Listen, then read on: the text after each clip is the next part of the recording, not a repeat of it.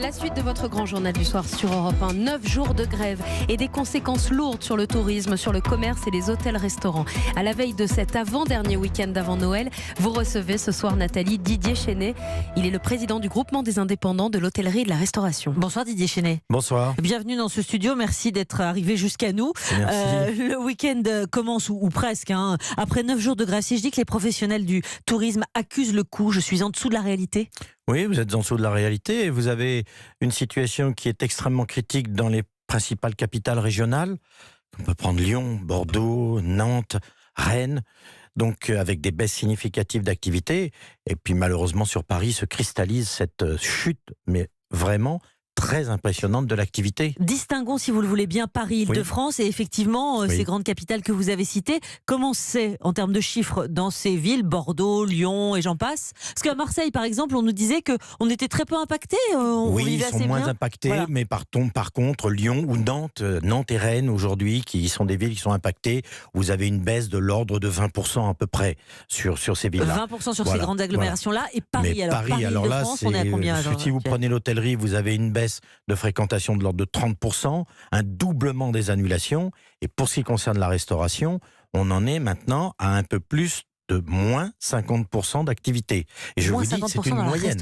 C'est une moyenne. Ça veut dire que vous avez des restaurants qui arrivent à sauver les meubles, je dirais, à moins 25%, moins 30%, et puis d'autres qui font 20% simplement du chiffre d'affaires habituel. Alors on sait aujourd'hui que mardi on sera fixé à peu près sur les trains qui circuleront, la RATP, enfin... Est-ce que du coup ça vous rassure? C'est de nature à vous rassurer? Écoutez, non, parce qu'aujourd'hui on est tous dans une expectative de savoir véritablement ce qui va se passer. Pour l'instant, les réservations de Noël et du jour de l'an tiennent encore, mais justement, ce que nous attendons avec une très grande inquiétude, c'est ce qui va se passer la semaine prochaine. Parce que c'est là que les décisions vont se prendre d'annulation ou de maintien. Et je voudrais quand même rajouter une chose, c'est que par rapport à l'année dernière, on a vécu déjà une année difficile avec les Gilets jaunes, mais les Gilets jaunes, c'était le week-end.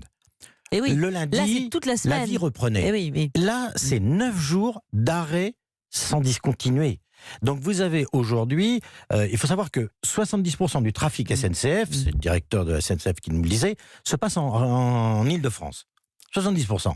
Donc évidemment, l'incidence est énorme sur l'activité de Paris-Île-de-France. Alors comment ça se passe? Parce que la période de Noël, elle est essentielle, j'imagine, pour l'activité. C'est 20% de notre activité. 20% de notre activité, et c'est surtout une période...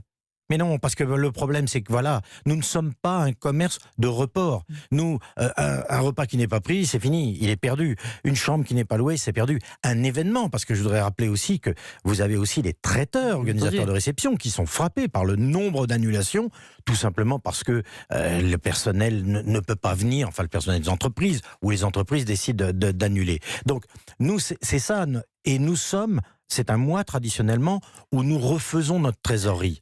Et là, au contraire, nous sommes en train de vider la trésorerie que nous préparons d'habitude pour le début de l'année. Qui paye le plus cher aujourd'hui? Les hôtels de quelle catégorie? Quel type de restaurateur? Plutôt les hôtels de milieu de gamme et le luxe. Qui est frappé. Le luxe qui est frappé? Le luxe est frappé. Pourtant, c'est plutôt les touristes étrangers. Oui, mais si vous voulez, le luxe est frappé parce que actuellement, le luxe, notamment à la montagne, commence à enregistrer des annulations. Déjà. Et d'habitude, ils avaient avant Noël quelques bons week-ends qui aujourd'hui deviennent difficiles. Donc c'est plutôt cette catégorie qui est frappée. Qu'est-ce que vous dites aujourd'hui au gouvernement? Parce que normalement, ils ont réactivé depuis la semaine dernière les mesures qui avaient été mises en place pour les Gilets jaunes, justement, différer les paiements de certaines charges fiscales, les charges sociales, etc. Ça vous donne un peu de souffle? Vous allez formuler une autre demande? Nous avons formulé une autre demande parce que ça ne suffira pas. Ça suffira pas. Notamment une demande. Si ça s'arrête demain, ça suffira pas? Si mardi, on nous dit, voilà, on revient à 80% à la normale, les trains pourront circuler pour les fêtes? Ça ne suffira pas, il faudra accompagner pour un moratoire certainement, et non pas simplement un échelonnement de ce paiement. Et puis nous demandons également, pour justement ces traiteurs que la taxe qui vient de nous être imposée au 1er janvier 2020, qui est de 10 € par contrat d'extra, soit reportée au 1er janvier 2021. Vous avez déjà formulé la demande ? Je l'ai formulé. Le gouvernement écoute les partenaires sociaux. La moindre des choses, c'est qu'ils nous écoutent, nous, professionnels. On regarde évidemment aussi du côté des salariés, les extras aussi, par exemple. Comment ça se passe ? Parce que le personnel, il arrive sur zone, il arrive à travailler. Je dois dire que nous sommes vraiment extraordinairement, je dirais, non pas surpris, mais de voir que les salariés viennent. Nous n'avons aucun mouvement chez nous, aucun. Ils viennent après 2 heures de transport, 2 heures et demie. Nous essayons de les accompagner au maximum. Les loger, par exemple, dans des nous hôtels, en logeons un certain nombre.